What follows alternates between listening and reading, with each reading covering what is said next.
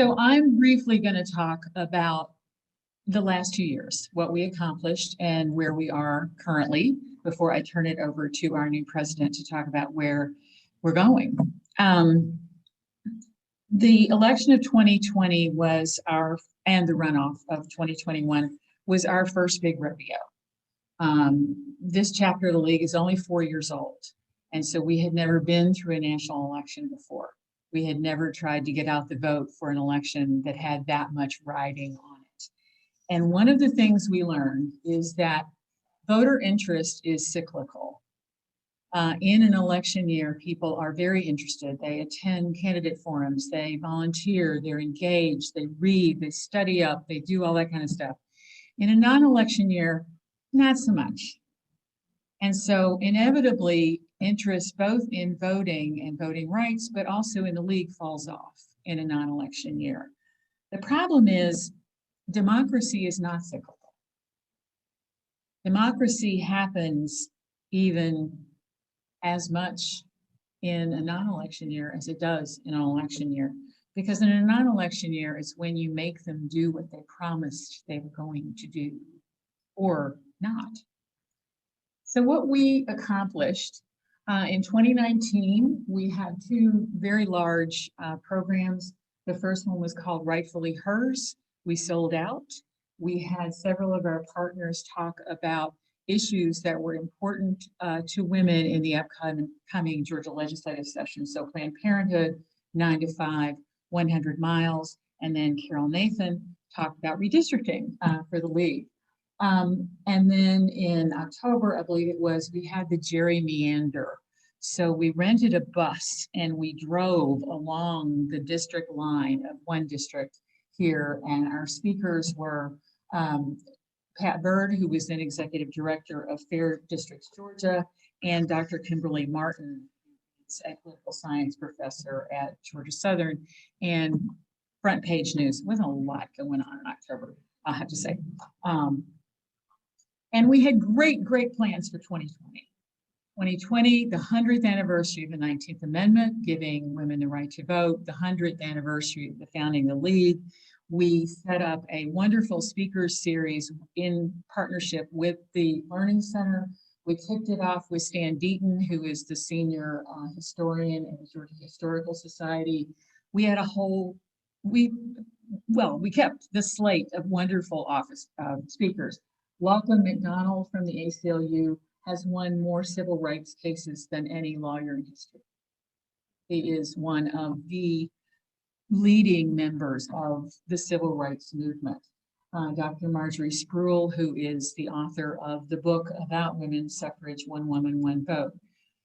The finale of that was Political Rewind with the Secretary of State, which was supposed to happen in this room and sort of christen the new Learning Center. But of course, all of those things had to happen on Zoom. So COVID struck. It is painful to remember that, you know, our great plans were somewhat dashed. I mean, Zoom is a wonderful tool. Thank God we have it, but it did cut into attendance, let's say. We're also very grateful to our friends at our local access radio station, WRUU. They included us as a sponsor in their series on the history of the U.S. Constitution. And then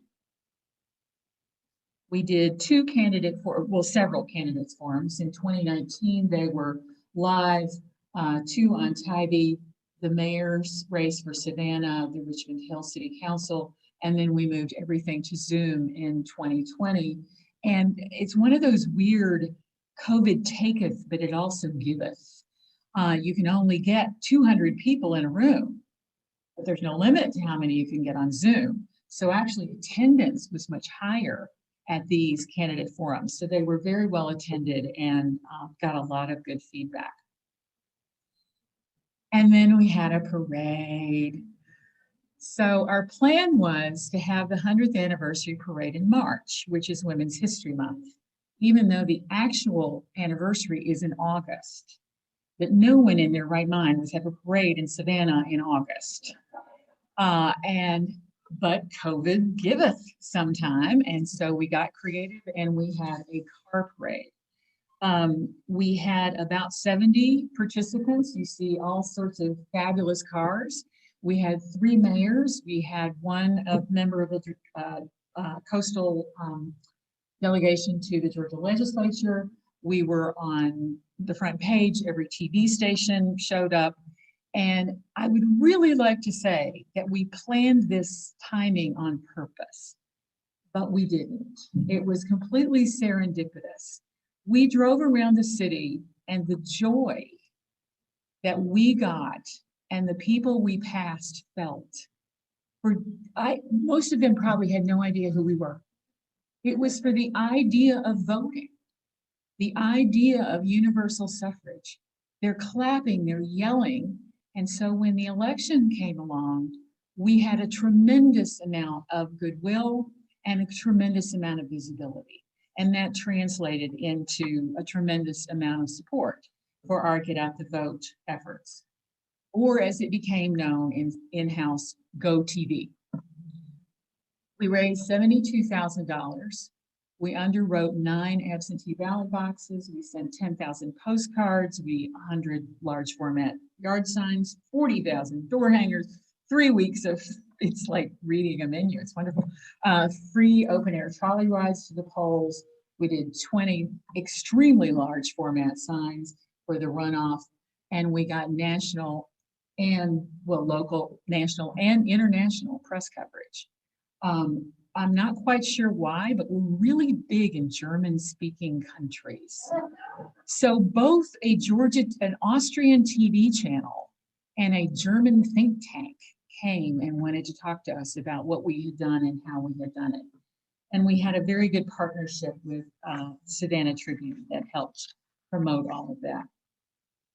Our reach in general, both as it relates to Get Out the Vote and everything else, over the 2 years, we've had 5 op-eds in the Savannah Morning News, a full-page feature on redistricting.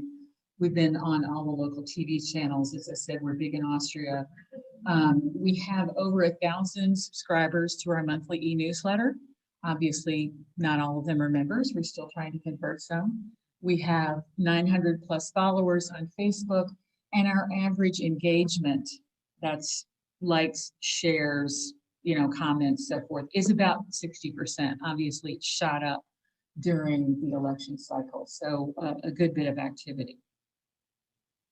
And as Susanna already said, the wonderful part was we had record turnout in Georgia. 4 million people voted in the general election, and 3 million people, the second highest turnout in Georgia, was for the runoff. No one votes in a runoff normally. The 210,000 is a specific to Chatham County thing. They voted absentee via the drop box, which was a piece of data that we really wanted to keep track of. And because we have separate Board of Registrars and Board of Elections here, we could do that. So as I said, interest was high.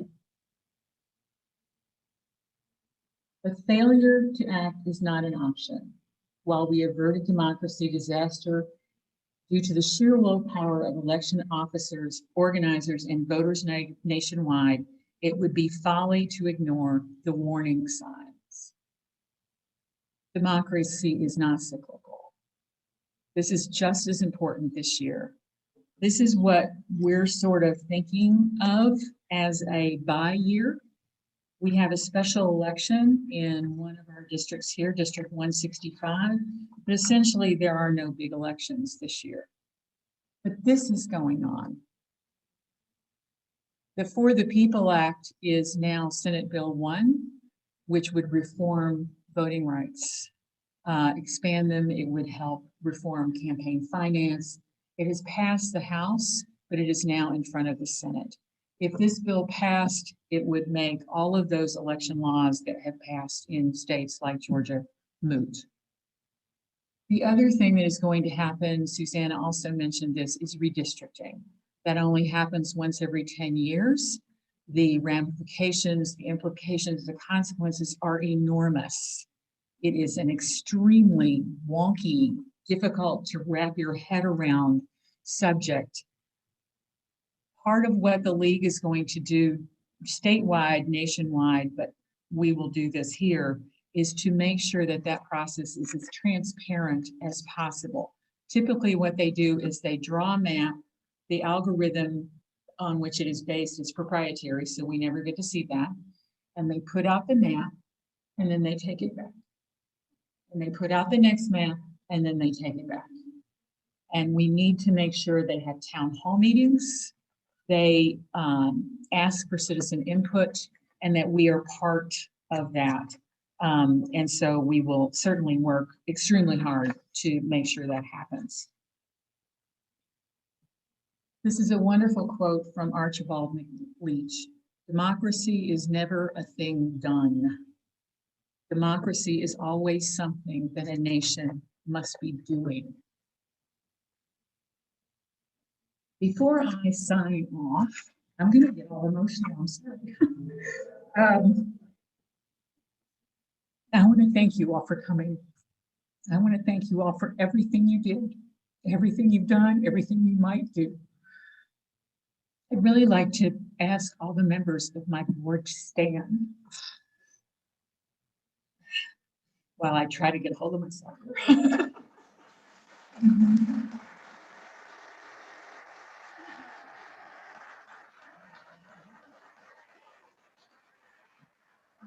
When I moved to Savannah and stopped working 14 hours a day, I thought a lot about what I was going to do next, what I could really devote myself to. I am a workaholic. I do not dabble. And so I went to about one organization meeting a week, just meet people, see what was going on, explore the possibilities. And Savannah is absolutely a city full of possibilities, but nothing really felt like it fit. And then the election happened and this chapter was founded. And what I needed to do became obvious. I wanted an organization that was nonpartisan. I did not want to be part of anything that drove a deeper wedge between us. I wanted an organization that would work on solutions rather than throwing up roadblocks. I wanted to be part of saying yes to what comes next for this state and for this nation. I am tremendously proud of having been part of this. I am tremendously proud of what we accomplished, and I cannot wait to see what the wonderful incoming board, and I hope a whole bunch of new members, has planned, because we're going to go in exciting new directions, I'm sure. So thank you all so much.